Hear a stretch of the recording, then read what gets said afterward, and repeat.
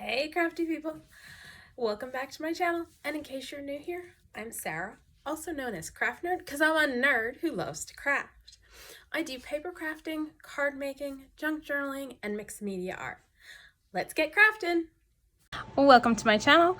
So today we are going to be playing with some ideas to stretch our stash. I have got a ridiculous amount of craft supplies and I need to stop buying more craft supplies. And I got thinking about, people just starting out and have limited supplies, and also ways I can use the stuff I have more.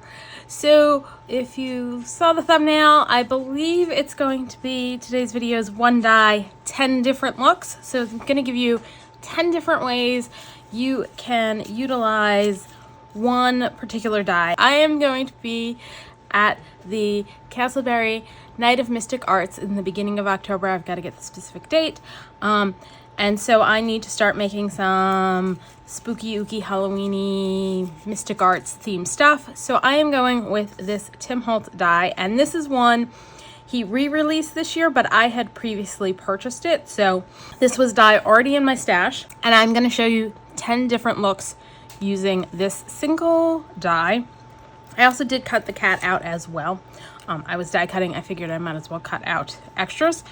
So these are my pre-cut ones, which we will get to some of those in a little bit. But what I want to start with is one of the ideas for how you can stretch the look of your die, or, ways to be creative in the coloring of a die cut piece, is to die cut out of an alcohol inked background. And I need to grab my glass mat.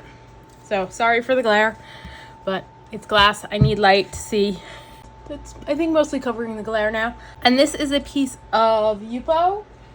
And it's not the Tim Holtz Yupo, because quite frankly, I find the Tim Holtz Yupo, line of Yupo, the alcohol ink Yupo, it's a cardstock. It's too heavy. I struggle cutting out, because it's a heavy stock. It's white heavy stock. And he may have a lighter weight one. I picked this up on clearance at Michael's. But I struggle with die cutting it. The medium weight Yupo, actual Yupo, cuts like butter. So I'm using that. I'm not entirely sure the price point comparison between that and the Tim Holtz stuff. I do know it's more expensive than the Impressa alcohol ink cardstock that I usually use when playing with my alcohol inks, but that stuff is really thick. So I'm going to use that stuff if I'm making a background. But if I'm doing something to die cut, I'm going to stick with the medium Yupo because it cuts much easier. And so for this one, what I want to do is I'm going to take some citrus and some of the new neons, which I just picked up. You'll hear there's a mixing ball because this is a mixture of pigment and the alcohol ink. So you do need to give this a good shake. I've got a little airbrush paint / nail polish agitator. So I'm going to use that to mix it up. And now if you've watched me play with alcohol inks before, you know I usually use 91% isopropyl alcohol instead of the blending solution because it's less expensive. But you need to use blending solution with the alcohol neons or they won't adhere to the paper at all. So this is one of those times I'm actually going to use the blending solution instead of the isopropyl alcohol. One thing to keep in mind with the blending solution, you do not want to put it in a spritzer bottle because you do not want to be inhaling this because it has resin in it. So yeah, not what you want to do. So we're just gonna put a little on so our inks will move around. We'll add a little of that. Woo. And then I've got the Tim Holtz blowing tool. I've also got somewhere around here a thing of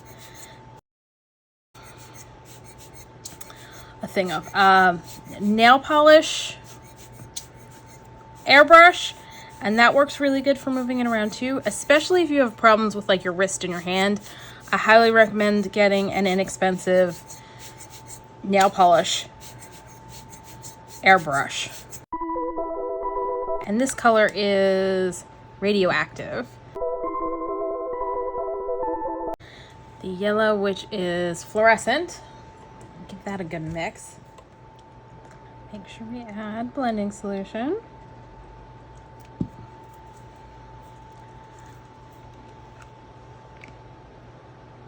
Oh yeah. Get a little neon yellow going on in there.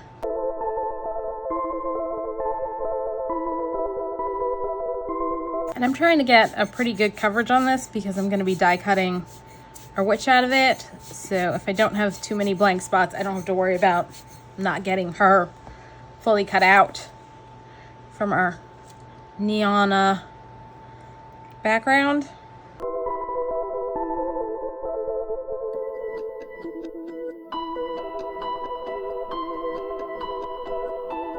All right, I think that's pretty good. And wow, is it bright with those neons on there. All right, I'm gonna set it aside to let it dry completely and have a bit of a cleanup, and then we'll start working on some of the other ideas for how to use your dye.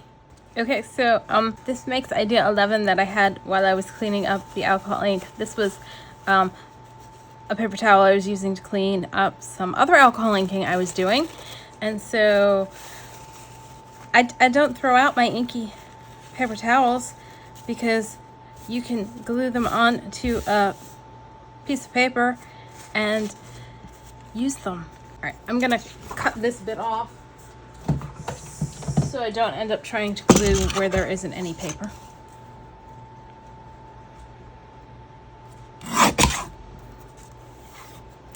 And I'm gonna save that because that's another idea. You can use the negative space. And what I'm gonna do is I'm just gonna grab some matte medium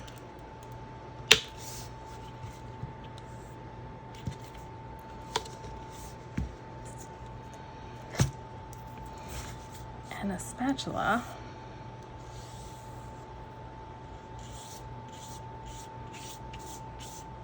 This isn't a very heavyweight piece of cardstock. It was just in my scrap bin.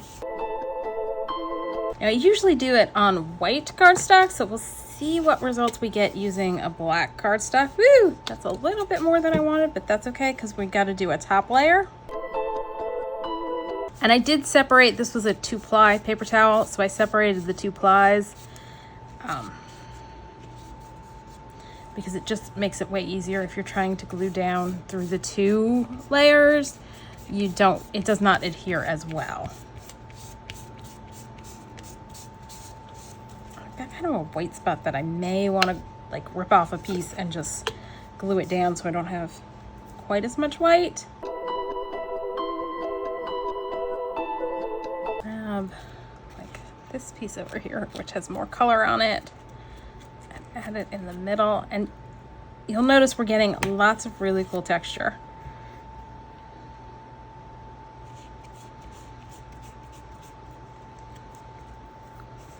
So there's a little bit more color right there. Just gonna add a little bit more underneath on this corner. And then another thing I like to do when I'm doing this kind of paper is grab a little glitter, because the glitter is essentially going to be embedded in the glue. So it's not going to be like flaking off like when you glue glitter on top of something, because we'll put down the glitter and then we'll put more of the medium over top so that it won't move. So let's see what I've got. So I apparently destashed the thing of glitter I had because I don't use glitter all that often. Didn't think I had, but apparently I did. Now I've got, this is Orchid, and it's by Sparkle and Sprinkle, which I don't even know if they're still around, that I bought years ago. So we're gonna add a little bit of this. I'm taking my life into my own hands here by sprinkling with a fan going next to me glitter, because I might end up with glitter everywhere. So we got a little bit of that, and then I've got a little Pearl-Ex powder in pumpkin orange. And so yeah, it doesn't look very impressive, but once you add some liquid medium over top, it'll give a little bit of orangey sparkle.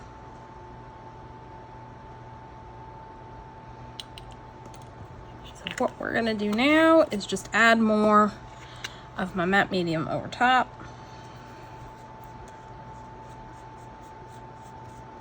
Now, usually I mix the Parallax into something before applying it, but I figured, what the heck, let's see what we get just kind of doing this.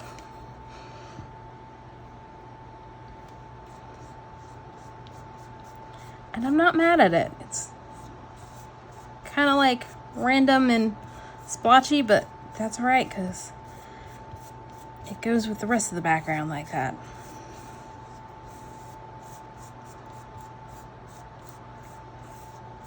All right, we're gonna let this dry and see what it does. So yeah, I'm gonna set that aside and we'll come back to this a little bit later on. Okay, so I'm gonna pull over my pre-cuts and so I can go over with you a few of the ideas. So this one's pretty straightforward, but it's just cutting the image out of a pattern paper instead of a plain cardstock. And probably to add a little bit more dimension to her, just grab a dauber. I feel like this one's calling for black. Grab some Black Soot Distress ink.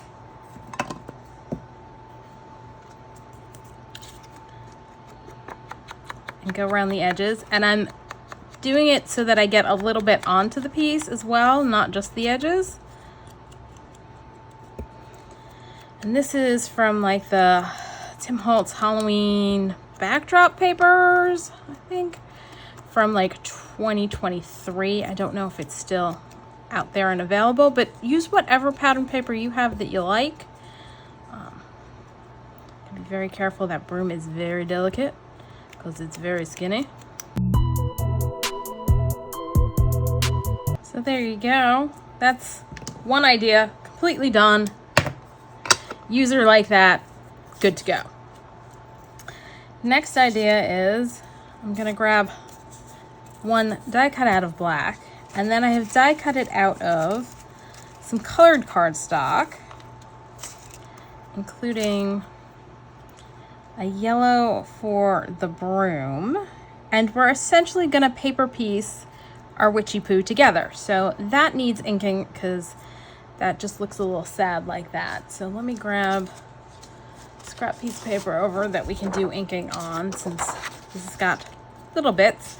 So let's grab a little, maybe do a little gathered twigs.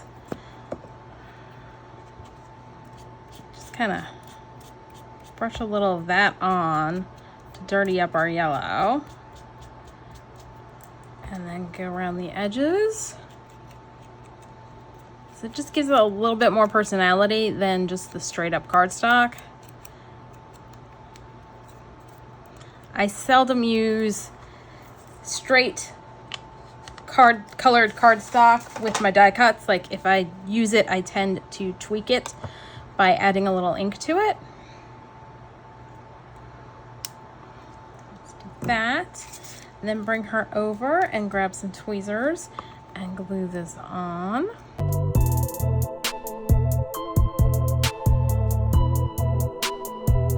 And I'm not too bothered by it being, if it's slightly off, because that just adds more interest to the color on the broom. Now let's make some decisions, because I've also got her in green, purple, and orange. And I'm thinking I'm gonna want to do her face in green. And what I'm gonna do is I'm gonna line up the pieces and cut both together so that they line up properly when I stick it on here. So the face will go like that, and then the body will line up properly against the head. And I'm gonna need to cut her hand out, and I think I'll use orange for her hat. So let's line our headpiece up and trim off across. Ooh.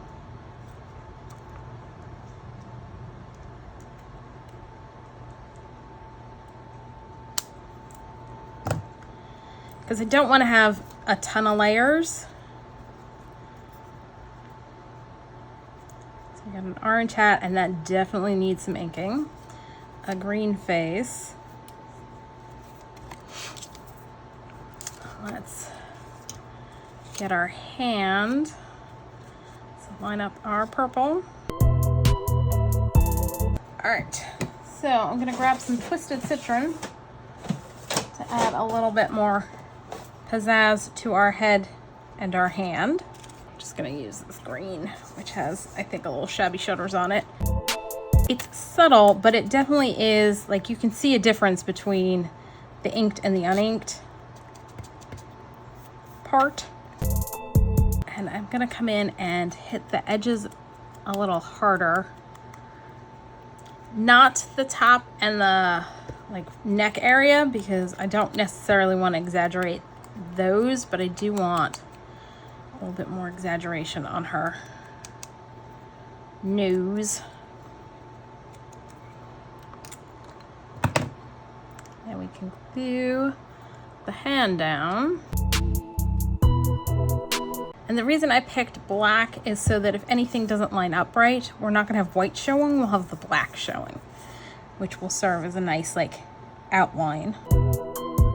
Now let's see, for our witch's hat, let's grab some spice marmalade. I think I'm gonna grab Rusty Hinge and do that around the edges.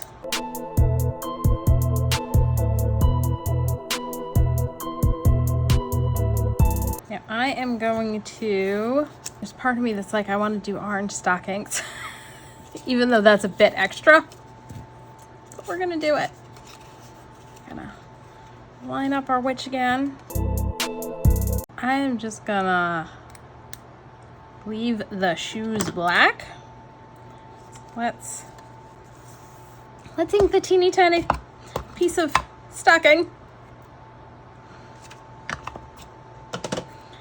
And I think what we'll do is we'll go ahead and glue it on, and then we can ink the edges if we wanted to. And now we need to obviously do her dress.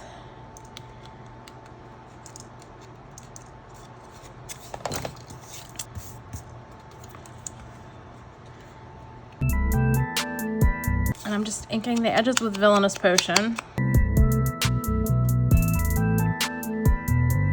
We'll add that on top. So there we go. I think I'll probably come in with a pen. Let's do that now and just add a black line across there.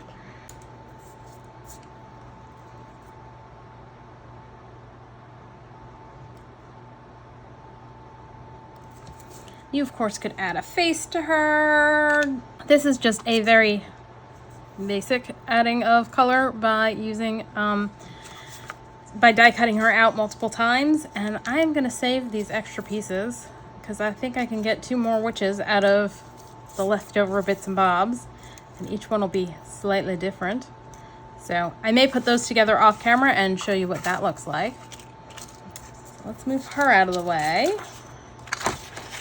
Next idea, also fairly straightforward and simple, is I die cut her out of some inky book page that I had sitting around. And so let's give her a little ink on the edges just to make her stand out a little bit more. So this is a variation on the cut it out of pattern paper. So you can cut it out of book page, both inky and non-inky. Like, I could have done this out of a non-inked book page. And so there you go, inky book page. Next, I have die cut several of them out of, oh, and the cardstock I cut her out of is a double-sided paper, so I also cut her out going this way, and I did the cat going both ways so I could mix and match, so I could put a yelling cat in that pattern and one in the polka dots on her. Okay, so next up, I die cut this out of the Tim Holtz Sandable Craft cardstock.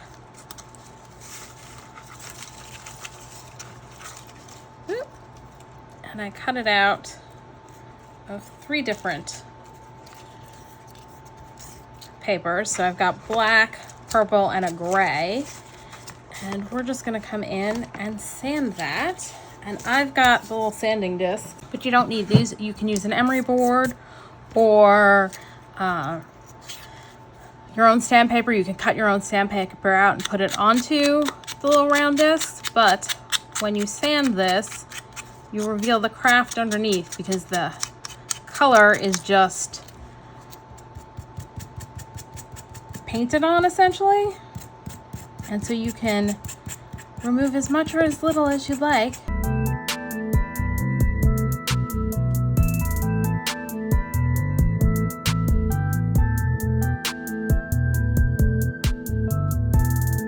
Her, and then let's see how the gray one looks. It's a little bit subtler with the gray. The craft doesn't contrast as much, but you can go back in and like ink it.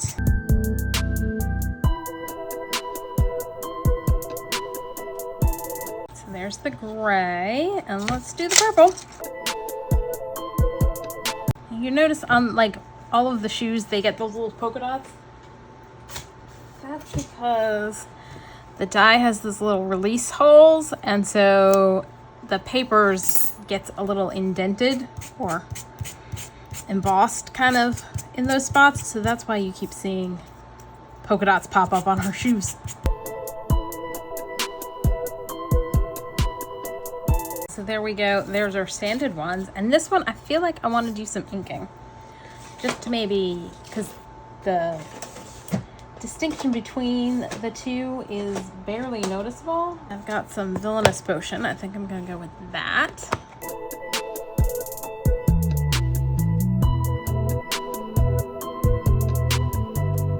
See, and it's kind of catching in the sanded bits a little bit, more so than on